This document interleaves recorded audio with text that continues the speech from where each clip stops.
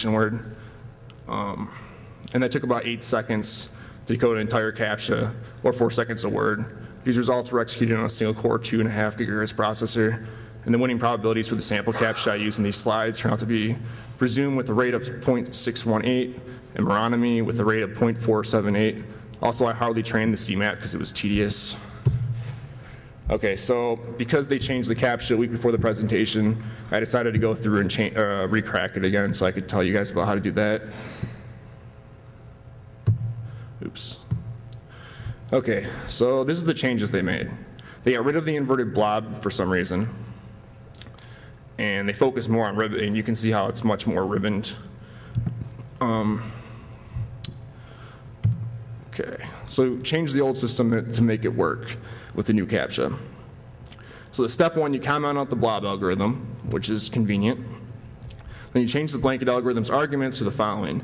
Use a tangent line of 4 pixels to the left and 4 to the right as opposed to the previous 10, and use less smoothing and about 5 surrounding values. Then you allow tangents with a slope of up to 1. Step 3, you train a new CMAP, and step 4, that's pretty much it. And it's pretty much all you need to do is a really simple change. It took about 5 minutes. I don't know why they made it easier for the presentation. So after angrily naming 500 new CAPTCHAs, they were ran through the system with an accuracy of about 32%. Obviously, without the inverted blob, things become a bit simpler and hence more efficient. To ensure a conservative figure, you can multiply that by 0.75 to arrive at 23.85%, but it will more likely be about 30%. 2.5% of the time, both words were solved for guaranteed defeat.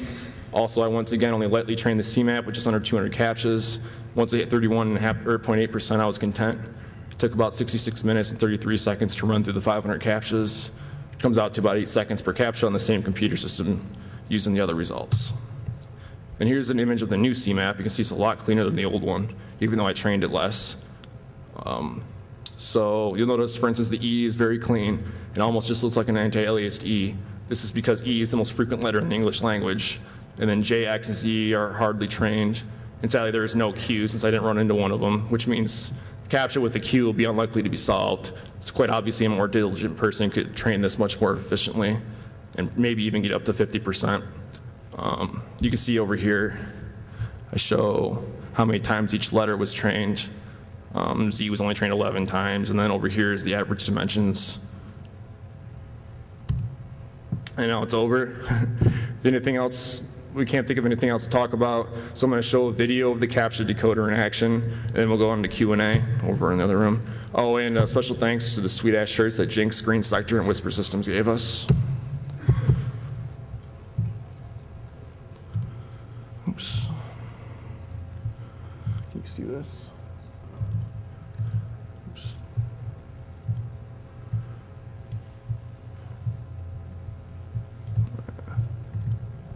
Can you see that?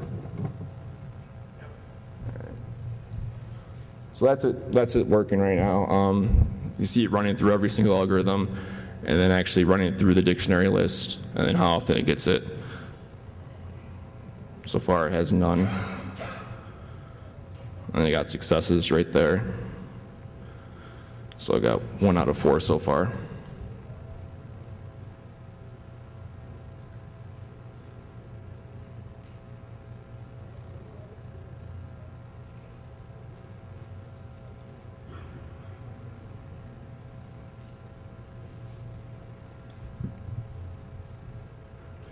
And since it can get one character wrong or skip it entirely, I include words that were, off by 1. So it got zesty instead of zest.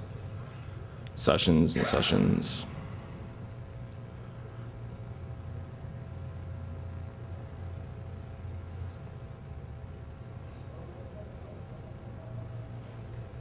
But yeah, that's pretty much it. I'm going to leave this running for a few more moments and then go over to the Q&A room.